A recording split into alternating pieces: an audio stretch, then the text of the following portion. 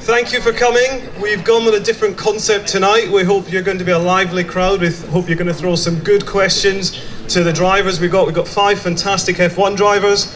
We want you tweeting. We're going to be streamed live on pole position on YouTube and the FOTA website. We've got a fantastic host for the evening. His name is Jonathan Green from Speed City. I'm going to hand over immediately to him. Thank you, Oliver. Hey everyone. Hey Austin. It's Formula 1 week. Are we ready?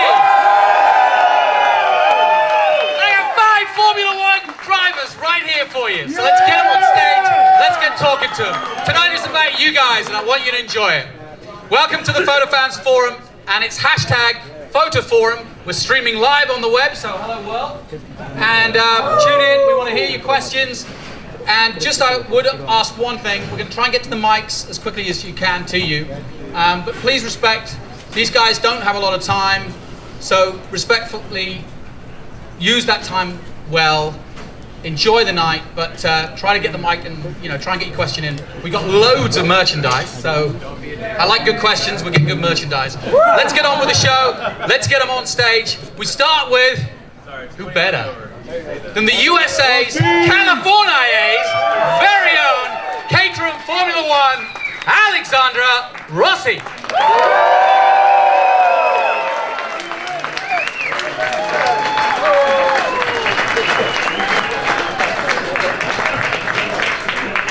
From Germany, Sahara Force India, Adrian Sutil. From Mexico, you might have heard of him, Sauber F1, Esteban Gutierrez. From Venezuela and the Williams F1 team, Pastor Maldonado. And from the Vodafone McLaren Formula 1 team, from Mexico, Sergio Perez.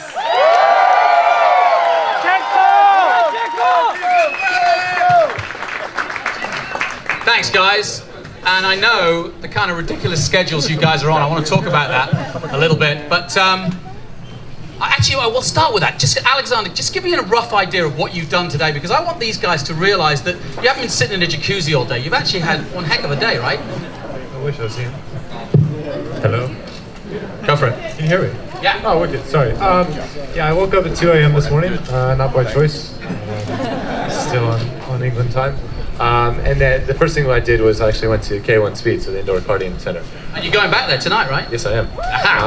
And had an interview with this lady over here and Fox Austin, and kind of talked about something we're doing tonight that I'm doing kind of out there at the indoor karting center where people can come race and kind of just hang out. And then since then it's just been a day full of media activities, but this is definitely the highlight of the day for me. I've had the opportunity to do this last year, and it was a great event, and so excited to be here. Well, and I think that's pretty much, we won't go through everybody, that their days are very similar. They've just flown into town, they've got a lot of media work to do. Now, I want to start tonight, and I know as fans you'll be aware of this.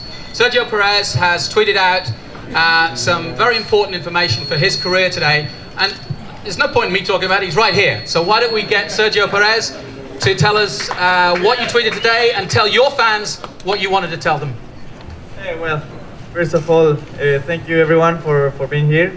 I think it's really cool for all of us to interact with the fans. We don't get to see you so often.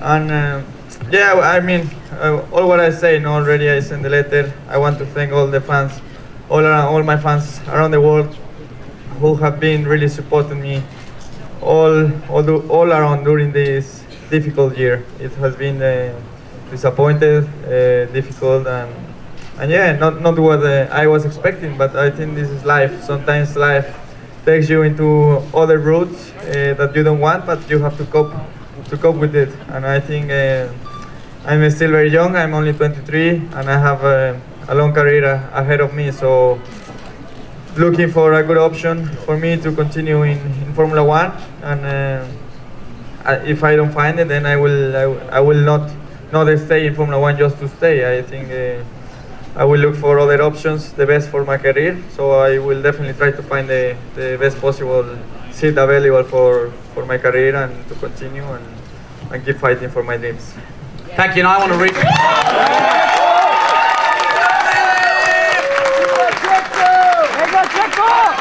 Nice words, Sergio.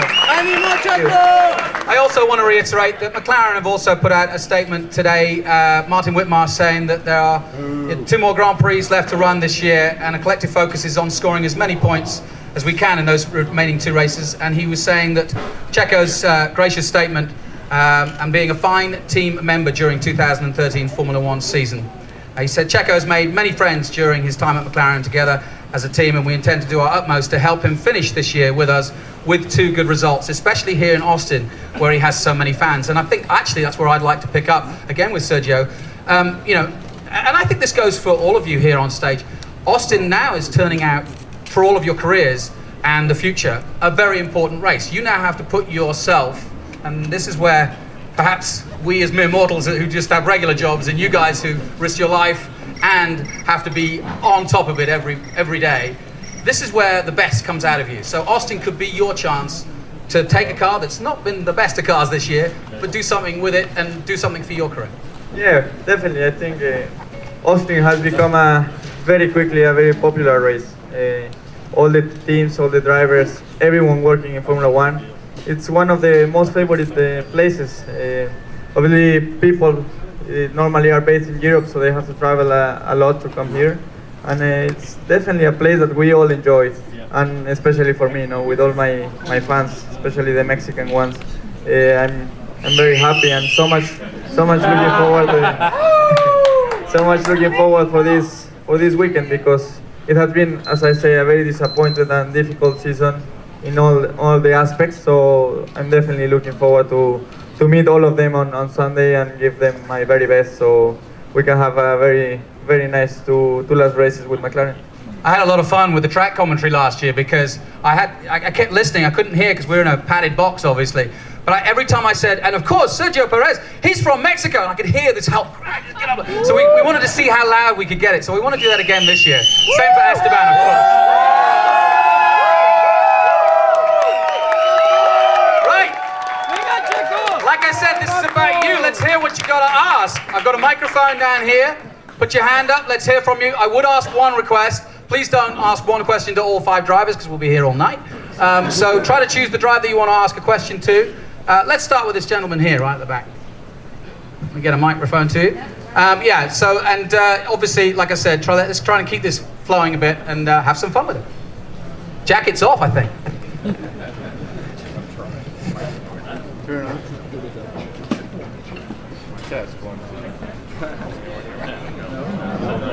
Yeah, take this one. Try it again. There you go. Here you go. Here you go. I don't need one. Turn it on and turn it back on. You got this live. It's live. Go ahead. It's working. Control out the lead. All right, I would like to target this question to Rossi. I just want to know, with the new regulations that are being instilled next year, I just want to know what you think it will have, especially for your team next year. Do you think it will affect lap times, or what do you think it will affect mostly? I think the main thing is the fact that kind of everyone's going into it a little bit blind, and no one knows exactly what to expect with the changes. So obviously that'll create more of a level playing field, and obviously Cedar being one of the new teams, trying to go against a team like McLaren or Ferrari, it's quite difficult because you're quite a ways behind. So next year is kind of a chance for all the teams to kind of re-equalize, I think. What that will mean in terms of results, I think we have to wait and see. But obviously we have very high hopes for next year, and we are very much looking forward to it. Great question. How about a shirt? Okay, that's the kind of stuff we've got. We've got plenty of merchandise from all of the teams here, so keep going. Okay, hands up. Let's pick. Yeah, we're getting there now. All right, girls, you be the choice. This man here is desperate. We need the microphone. Microphone. I'm going to get this other microphone out there. This is to any of you guys. I know you're always on the edge, driving as fast as you can. Has there been a point this year specifically that you've been scared? Just something that happened. I know you're supposed to be on all the time, but was there one point where you might have been scared something might have happened? Scared of speed. Scared of the Red Bull. Anybody? Well, I mean, obviously Formula One has a lot of speed. We are racing on the limits. And I think he was scared from his girlfriend last time. That's what he told me, I don't know. so what about yours?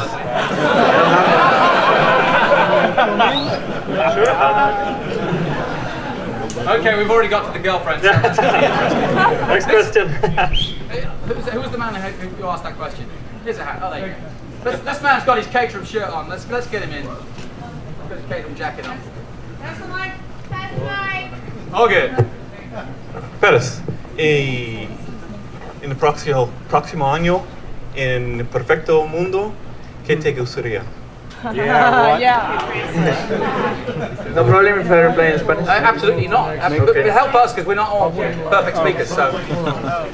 Un equipo que me dé la oportunidad de ganar carreras, de estar en el podium, los podiums que tanto he extrañado este año. Espero poder visitarlos más el próximo año. Excelente, gracias. Yeah! Let's go back. We've got the mic approximation. That's the man next to you. So. Yeah. Checo, just quickly for the English speakers, just give us a price. Well, the question was that in what will be the ideal situation for me for next year, and what I say is a team that gives me the opportunity to fight for podiums, the ones that I missed so much this year. Hopefully, I can get one before the end of the season, but if we're realistic, we're a bit far. So yeah, a team that can give me the opportunity to fight for podiums. Sunday! On Sunday! That reminds me, I want to thank you. He ruined my couch in Malaysia because I'm sure, like you were jumping up and down going, come on! Right, that was brilliant. So you ruined my couch, but that's okay. Where are we? Here we go, we got a Ferrari man. Yeah. This is for Adrian. Hey, you shown good form all year long. How has the tires changed, hurt you, or helped you this year? Tell me about that. It was quite a good start of the season. I think we were pretty strong, for a small team still. We're running good in the front, and we had the tire change mid of the season. Didn't really help us. But so we lost a bit of performance. We were out of the points, a couple of races, and just the handling of the car was very, very difficult and very hard to drive, very hard to keep it on the circuit. But now I think we understood a little bit to how to manage it as best as possible. And the last two races were quite successful. At the moment, we're just focusing on saving the 6th position. But also we caught up to McLaren in the Constructor Championship. So it's 2 races, it's 18 points ahead.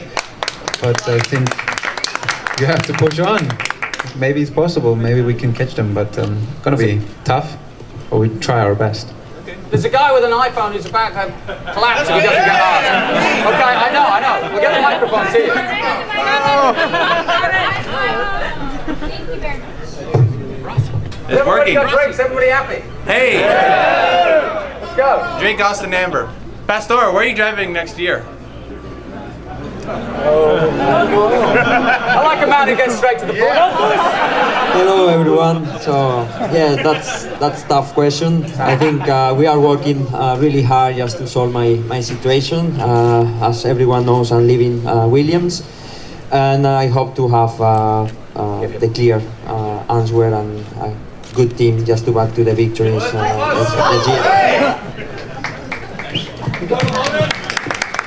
This gentleman at the front is desperate for a question too. Question. Man in the blue shirt. Hey, I can pass around. Do you want?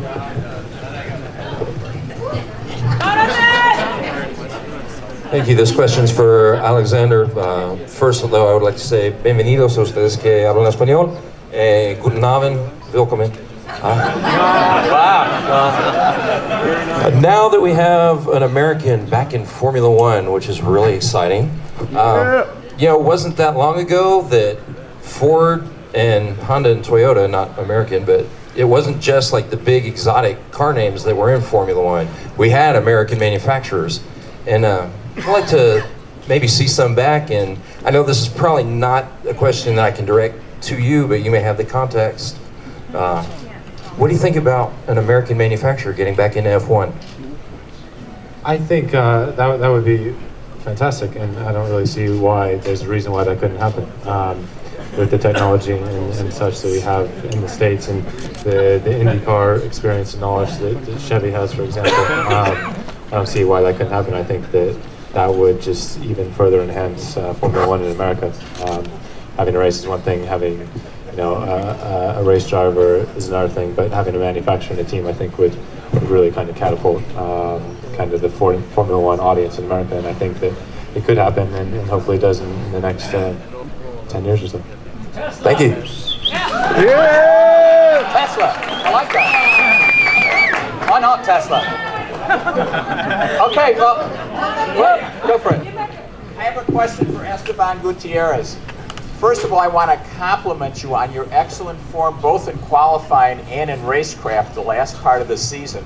How would you describe it, and what do you think is responsible for it?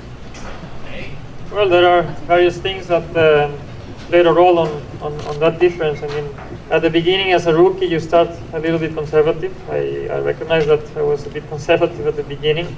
And then through the experience through the year, I mean, you basically gain more confidence. And everything around the team goes into a conservative way, because obviously the team wants to also protect you a little bit. But then you get to a point where you have to change the whole strategy to really put yourself under pressure and put yourself on really a lot on the limits, because you know that in Formula One there is no margin to give away a few tenths. I mean, it can make a big difference between Q1 and Q2 and even Q3. So basically, we changed everything in Singapore, and it worked pretty well. And we're trying to be consistent in the last few races, and this is how we plan to be in the last two. Guys, I want to get levels on the back. It's not that, I want to make sure everybody gets a look in. So, girls, can you just take the mic to whoever you see? There's right at the back there. Come on, let's get them in. How you doing in the cheap seats? All right. Hey. They've still got beer back there. Somebody mentioned beer. You have to get here early, you see. Hey, I'm gonna break the rules and ask a question to all the drivers. No, I think now you see. That's why you're at the back, you know. They all look. Come on, then. They all look very thirsty. I would like to buy them a drink. Oh. Let's go now. Good night. No. Well, that was not a bad question. Have you got another? No, seriously. Right. Just okay. No, seriously. Would anybody like? They've got water. There's a man in front of you. Let's get him as well while the mic's up there. Next year, when the new car comes out, is it gonna level the playing field? Do you think everybody is gonna be back in contention again, like in the beginning of the season? Is the competition gonna be better? That's a good question. Adrian, maybe? I missed this one, please. Okay. Let me help. You have to ask me a little bit more. I fall asleep here. Next year, new rules next year, will it make it more of a level playing field for Formula One?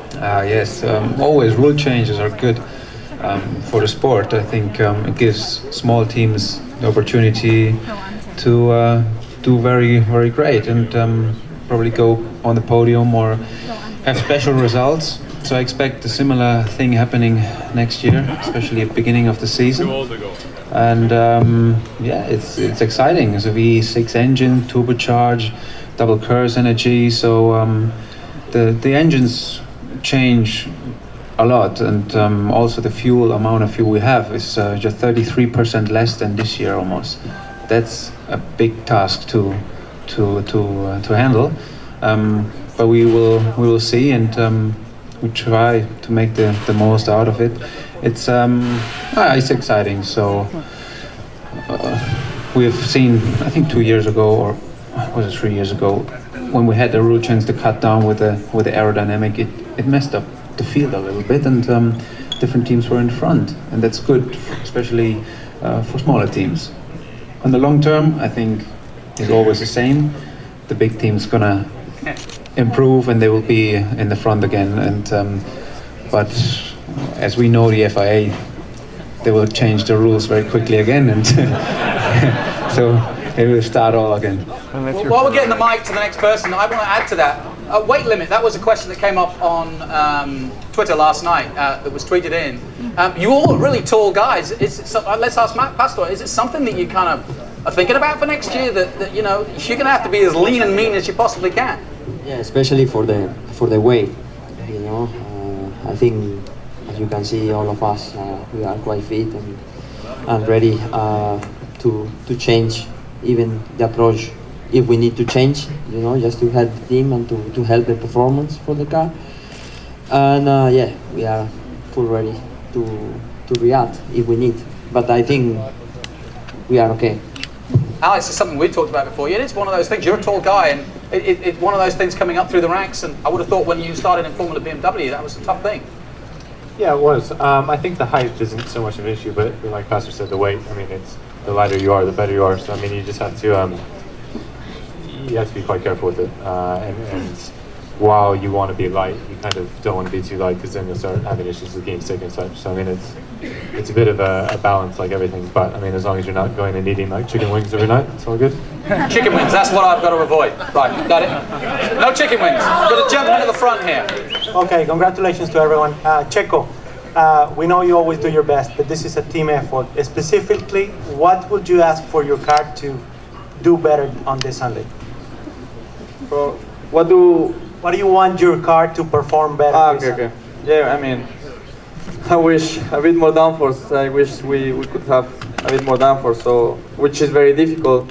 That's why we don't expect big changes. I think most of the teams, if not all, they have stopped development a couple of weeks ago, focusing for next year as the rules change so much. So I don't think there is big changes. There are not going to be big changes, at least not for us. We're not bringing anything new for this weekend, so yeah, hopefully we get the maximum.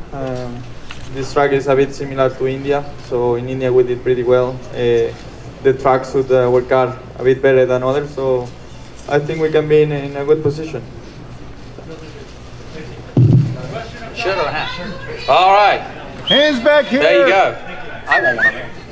Right, where we go? Come on. Right here, right here. Okay, where do I get the microphone to? You get it back? Somebody. There's a mic. Okay. While we've got a microphone over here, and let's get one down this side too. Just pass it to this gentleman there. This is awful. I hate to be the arbiter. Okay, this is. My question is to the Latin American drivers. We've seen a resurgence in recent years of Latin American drivers in F1, where there was a bit of a dearth for a few years. What do you attribute that resurgence to? Yeah, I don't know if everybody heard that, but he's saying to the South American drivers, there's been a resurgence now of more South American drivers of late. Would you say there's a reason for that, particularly? Or is it just sort of coincidence that, Latin has come through?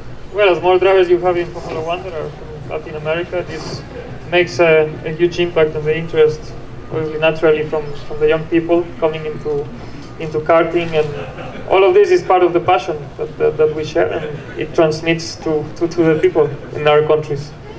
Cool. Right here. Okay, my next question. Go. Yeah, this is for all the drivers.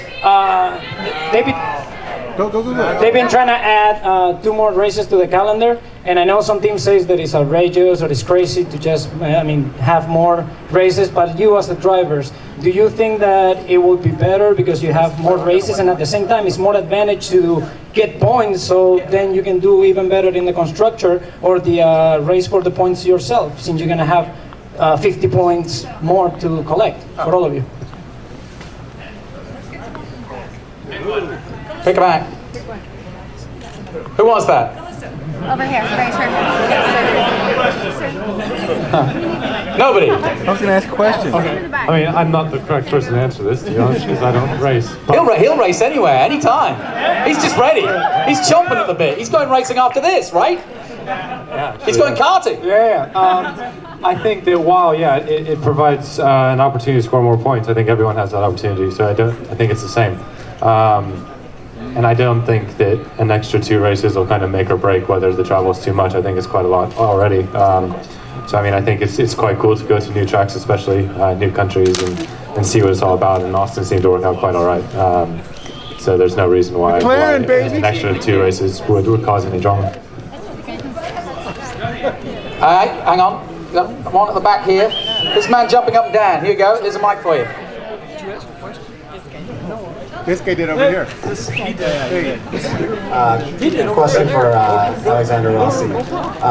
Obviously, as an American, I would love to see you start racing as soon as possible. So tomorrow's or Friday is FP1, and obviously you have to perform there. But I mean, what are your next steps? I mean, we're really gunning for you. So what's your plan? The first plan is going karting, like I said. And then going to bed. But no, yeah, obviously Friday is quite a big deal for me, and I think for a lot of you guys here, and it's so cool that I'll be able to drive it home. And kind of the last time I drove a Formula car in America was when I left America to go race in Europe, and now that I get to come back here and drive in a Grand Prix car, it's quite special. But in terms of what's going to happen, I think that the team has a lot to focus on right now with trying to get back 10th in the Constructors' Championship, and we all know how difficult these couple months are for everyone involved. So in terms of what's going to happen, I honestly have no idea. So just taking it day by day, and at this point, hour by hour. Okay, I'm just going to... Jonathan, I'm in the back right here. I have a couple of people that have some questions right quick. All right. Okay. I'll hold up my thought for a second then. Go for it. Well, first of all, I wanted to thank Sergio and Esteban for their participation and hopefully their increased success in Formula One. American race fans are, I'm sure, enjoying the Uno Mas practically commercial-free coverage of the F1 events. It's fantastic.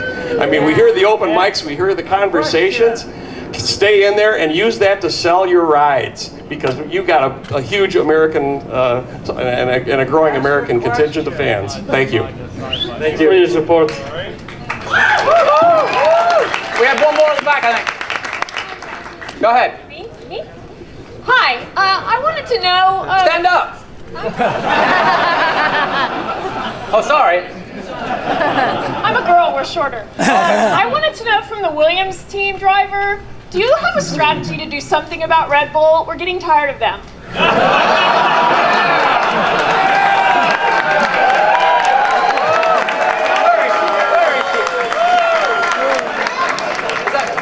Yeah, I mean, what we can do, it will be very difficult to stop them. I mean, we've been working quite hard this season. The results, they've been not like we were expected. Maybe it was much better last year, but yeah, Formula One is like that. Sometimes it's good, sometimes not. We need to learn from the mistakes and keep working for the future. I think for sure at the moment, Red Bull is the best team. We need to work hard to fight with them.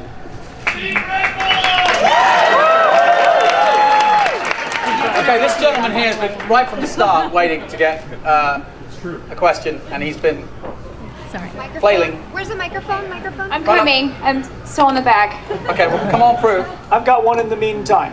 Okay. Alex Rossi, we hope to see you in Formula One next year, but do you have any interest in racing in any series in the United States? No!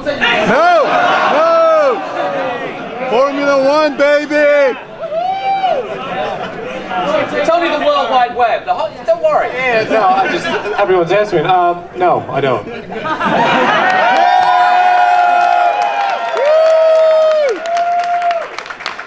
I'm going to interrupt there because I got something special for you guys here, and I'm just going to do slightly something impromptu here. Bit of history on Friday when this man steps onto the Austin track, and in my pocket I got 2 tickets to paradise. So why don't we get this man to sign them? Well, I'll get you a pen. Why don't you ask these fans a question to win those tickets? Oh, yeah. There you go. So I would put this on my wall if I were winning these. So go ahead. What's your question? I'm not very good at multitasking, so hold on. Okay, well,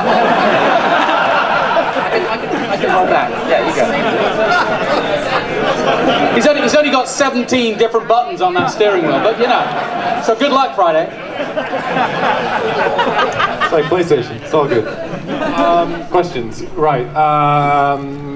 What? Good answer, but not the right. I don't even know what question to ask for that answer. That's a good question. I don't know how to spell that either. No. All right. I drove a car here in January. 2 cars here in January. Who knows what one of those was? Excuse me. Whoa! Don't I have to choose someone? Right here. These are at turn 11, where you put down the power full on for the back straight. Yeah. To be fair, yeah, he got it. Okay. So, yeah. Do I give one away? Give one away and we'll give one to somebody else. You don't have a ticket already, right? I gotta say, good call. Do you want me to ask my question? Got another question? Yes. So, the one I mentioned. What was the answer? What did you mention? The answer was a Lotus, right? Yes. Explain it. It was... Lotus 49! That's right. Yeah. 1967? Yes. Lotus 49. Thank you. And I was asked today actually by a very nice man. I explained that it was Jim Clark's Lotus 49, and there was a car that he qualified on pole with a couple times, and he was like, "Oh, so when you drove it, was he there with you?" In spirit. And I was like, "Yeah, no." You might have thought of him at the end of turn 12, but... Yeah. So that was quite interesting. But yes, it was Jim Clark's Lotus 49. It was quite an experience. I've never driven a 500 horsepower skateboard before. So yeah, it was interesting. But anyways, sorry, I'm taking too much time. The other question I wanted to throw was, you came here on Speed City and came on the show, and we had this great idea about driving to the studio, and hey, we got Alex Rossi, come to Speed City. What were you driving? Does anybody know what he drove that day? Not only was I driving it, but I was broke down on the side of the highway because I was pressing the throttle pedal too hard, I think. Exactly, but Les fixed it, so it's all good. Good Austin man. Which one?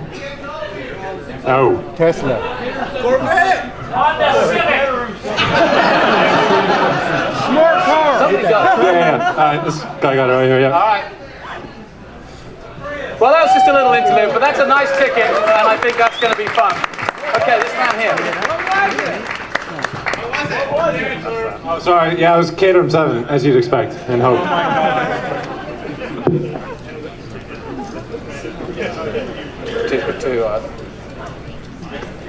Yeah, we just had a Twitter question actually from the UK. So look, you are there on the internet, it's good to see. But from the UK, have any of you been to Hooters yet? Yes. That's not bad. That was a quick answer. Anybody else? Mike, Alex was quick off the grid there, boys. But he's American, so we expect that, huh? Got a big smile on your face. Come on, Checo, say the truth. Yeah, Esteban was there yesterday. Thick as thieves, this lot. Don't tell the girlfriend, eh? Is that why you're under stress with your girlfriend? That's why he's afraid of it. Should we get the girlfriend thing done and dusted or not? Let's move on. Okay, come on, next question. This man, finally, let's your go. girlfriend. It's a comment for Checo. It's a comment to Checo. Okay. Checo, no te preocupes, el talento lo tienes. Yeah! Thank you. We love you. Oh, you got the time. Keep going. Pass it on. Right here, the camera. Right here with the man with the camera. I know Can't do two things at once, he's multitasking. Yeah. Checo, do you think your aggressive driving against the world champion affected? We thought you did an awesome job, but we don't have an insider of the team. We thought you drove incredibly, especially against the world champion. Do you think that had an impact on your contract for next year? No, I don't think so. Not at all. Obviously, in the position that we were this year, we were fighting race after race. McLaren shirt. We were fighting race after race. Don't mention New Zealand. Thank you. We were fighting race after race to try to get the best possible position. I mean, we had nothing to lose at any point of the season. If I was fifth and I could get fourth, I had to risk everything for the team to try to get the best possible position. I mean, if you can imagine how disappointing this season has been for the team, our best result has been a fifth place. So, I mean, yeah, not what we expected, and I don't think it had nothing to do with the aggressiveness that I have shown a couple of races. Well, we have the cheap seats. I want to get the expensive seats going as well. Do you have a question up there in the gallery? Yes, the question is for Adrian Sutil, actually. You have a very competitive teammate, and the question is, you get to look at data. That data, you get to see what advantages your teammate has, and if so, what advantages do you think you hold over your teammate? Question was, did everybody hear that? It was, he has a competitive teammate, as they all do, but do they share the data, and does he get to see the mapping and everything else that his teammate has? Yes, we're very open, and we work together, of course, because I think it's good for both of us if we show the data to each other.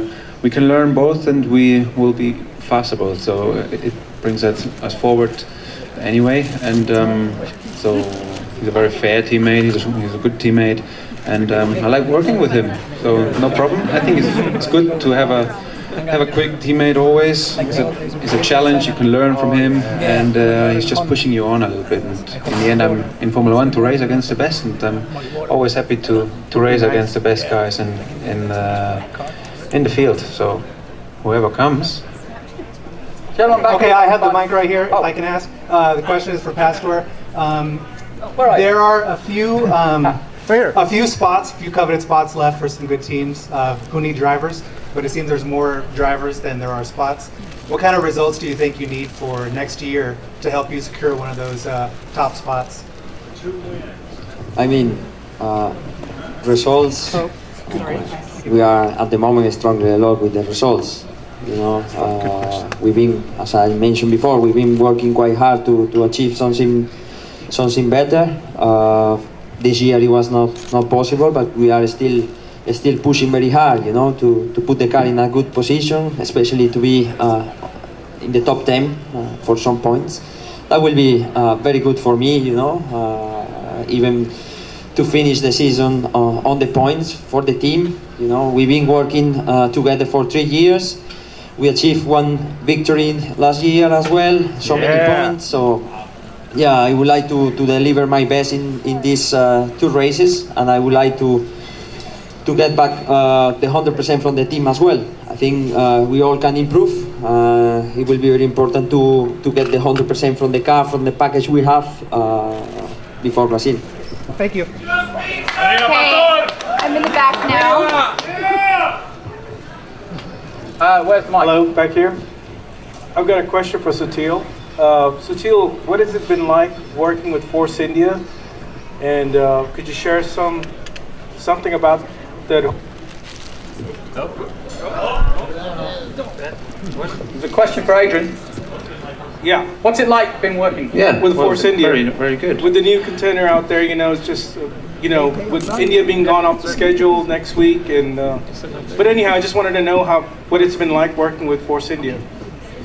Yeah, it's the first Formula 1 team I've been in, and since my start in Formula 1, I'm still in here, and I'm enjoying it, of course. Otherwise, I wouldn't be this long time on the same place. But it's a competitive car at the moment, and when I started with Midland team as a test driver, it was far away.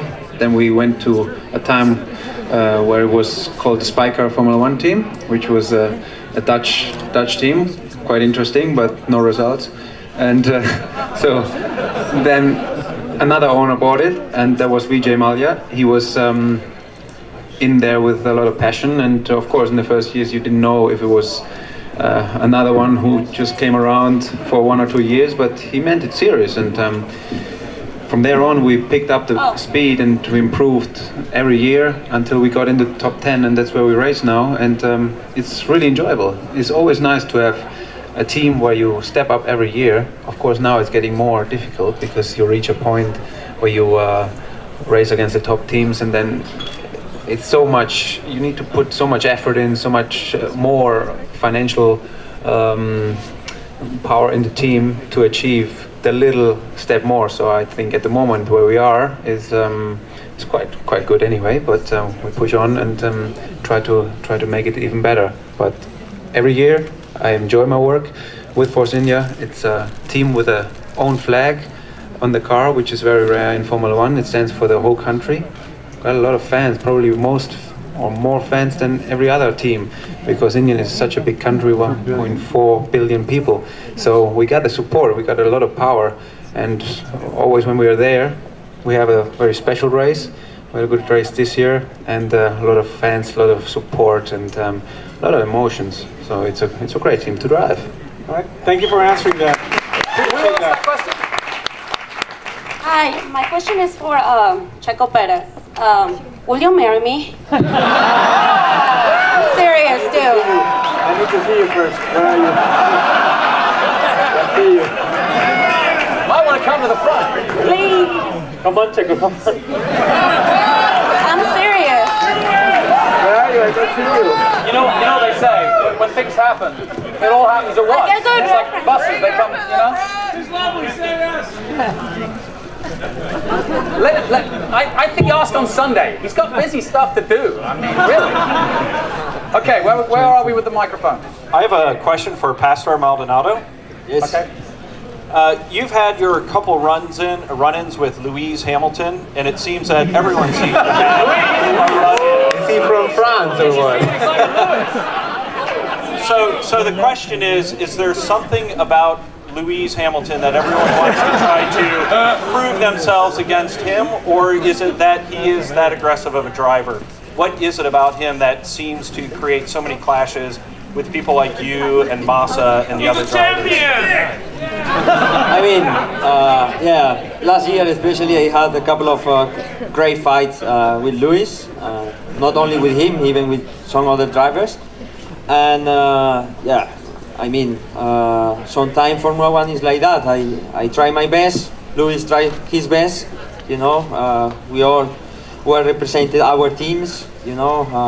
When you are a fighter, you always do whatever you need to do to achieve one place or whatever, you know. And sometimes, yeah, we had a couple of crashes last year, Monaco and Valencia, but yeah, sometimes it happened. I respect a lot him. He's one of the greatest drivers in Formula One, and for sure was great to be fighting with the champion. Okay. Okay, I'm in the very back now, in the very, very back. Go for it. Hi, thank you for all of you to come here and race in the US again. My question is to all your drivers. We read the team radio transcripts for each race, and we hear a lot of chatter from the engineers telling you what to do, switch this button, hit that toggle. Would you prefer driving with a lot less of the engineers in your ear telling you what to do each race? Thank you. That seems to... I think Sergio, how about you take that first? Sometimes it gets really a lot, especially when the worst for me is when we have to do default, when we have a problem with the sensor. I'm sure for many of the drivers it's the same. When you are fighting another car and then you have to do a default means that you have to switch a sensor off, that there's something wrong with the car, so you have to switch it off. And to do that, you have to go, I don't know how it's with the others, but for us it's, you go to default. We have button for default, and it's called default 76. So we have to go to default and then go 76. So you go 76.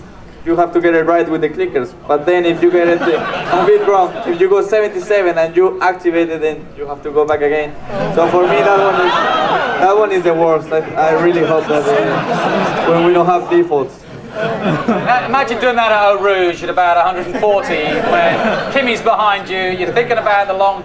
Yeah, that's horrible, yeah. That's, I don't know for you guys, but for me that's the worst. Okay. I have a question for Alexander Rossi. First of all, I just want to congratulate you on your GP2 win.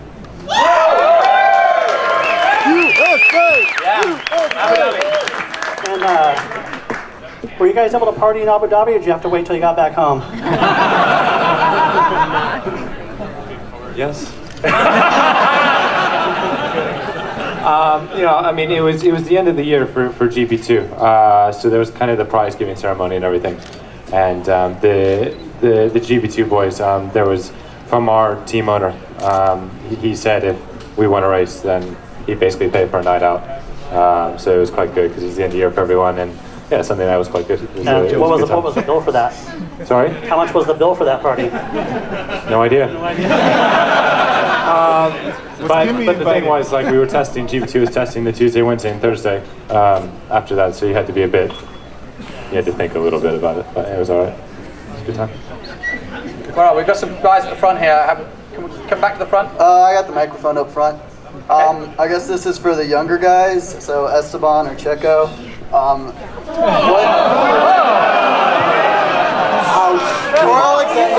They're all teenagers. But go ahead. I'm 30, okay. How does being an F1 driver affect your education? Like, I'm skipping class to be here today. So what's that like for y'all? The younger one can reply. Well, it all depends. I mean, obviously, when you start a career in Formula One, you have to focus on that specifically, but at the same time, you have to think that you will not be a Formula One driver for the whole of your life.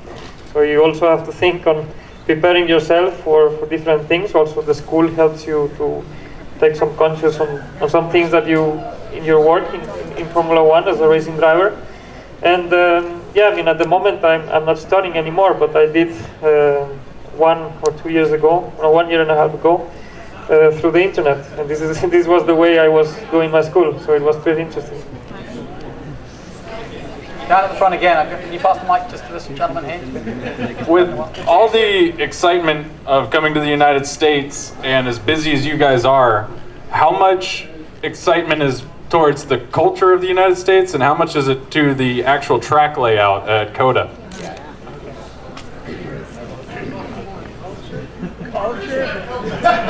Who are you addressing that to?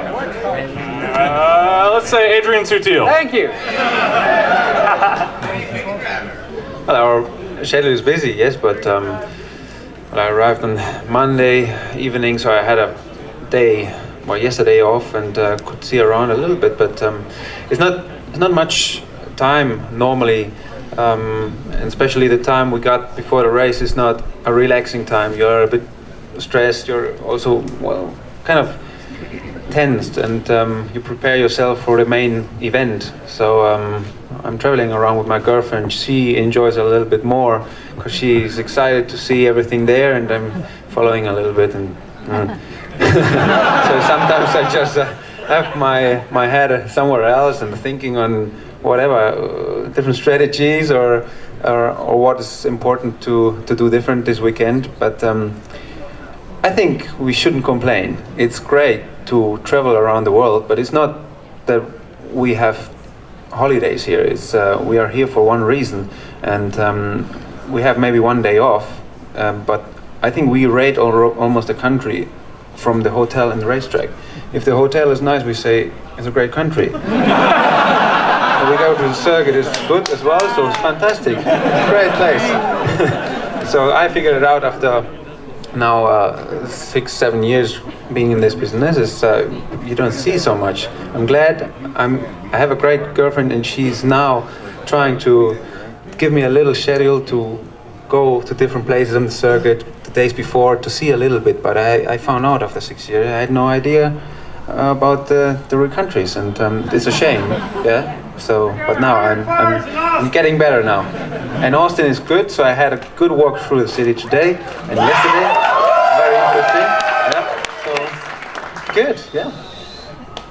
What about the track? Hey, all right. I don't know the track, but I'll see it tomorrow. Nice. You'll like it. No. Yes. This might be a little bit personal or abstract, but like that moment when you decided to become an F1 driver, or the one that you decided to pursue the motorsports, what was that moment like? Like, when did you figure out that, you know, this was my life, this was my passion? You want to stay and drive? To me? To Sutil, yes, sorry. Well, I started racing quite late. When I was 13, I started with the go-karts, and was just 3 years in the indoor karts where I worked and had to pay for my tickets. I had no money, so I worked, cleaned the tires and cleaned the cars and the track. So dirty job, but it was a passion, and I wanted to to drive as much as possible. And when I was 16, I just stepped up in the professional go-kart race very late.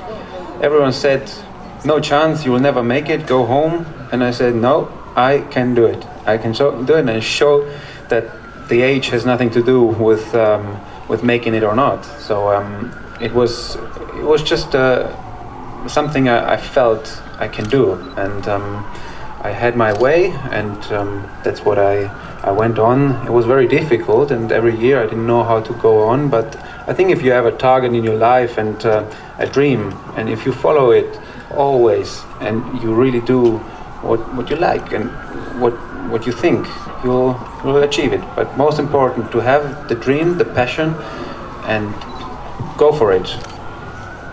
Thank you. I just want to, para Checo, una pregunta para Checo. Checo, en los días pasados vimos que fuiste a ver a los chavos de la Sub-17 y muchos de ellos dijeron que tú fuiste su inspiración. Para ti, ¿quién fue la inspiración que te hizo llegar hasta donde estás en estos momentos? Sí, Press 1 for English. Bueno, no, la verdad que compartí muchas experiencias y me identifiqué mucho con ellos porque ellos ya llevaban muchos días fuera de casa y ya tenían muchas ganas de volver a México, obviamente, que es una cultura diferente a donde estaban, y tenían el partido, ¿no? Tenían la semifinal y luego la final. Desafortunadamente perdieron la final, pero creo que hicieron un super torneo. Y mi inspiración fue, yo creo que no la baso en alguien, en una persona. Fue mi sueño de llegar a conseguir mis metas, llegar a ser un día campeón del mundo, y esa fue mi inspiración. Yo creo que no tuve algún modelo a seguir en mi carrera. Siempre fue mi inspiración, mi sueño obviamente de llegar a Fórmula 1, pero no solo eso, de llegar a ser campeón del mundo.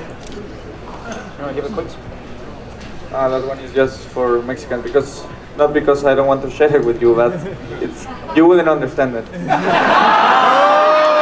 got us there. It has to do with Mexico, so. Okay. Yeah, it's okay in Spanish. Talking of Mexico, I just want to ask Esteban a question, because I met Esteban last year at the track, actually, with the fans, and I saw the response that you had and how special, because also your family are such a big part. Your father's here tonight, I know that. My father's here tonight, and my mother too. Family is a big, important role. If you want to chase that dream, as Adrian was saying, and what you guys are saying, you need that family support. You've got a big family. How important has that been to you? Yes, and I'm very grateful for that, because, to be honest, from the beginning, I mean, obviously, you're very young, and from Latin America, you have to live to Europe.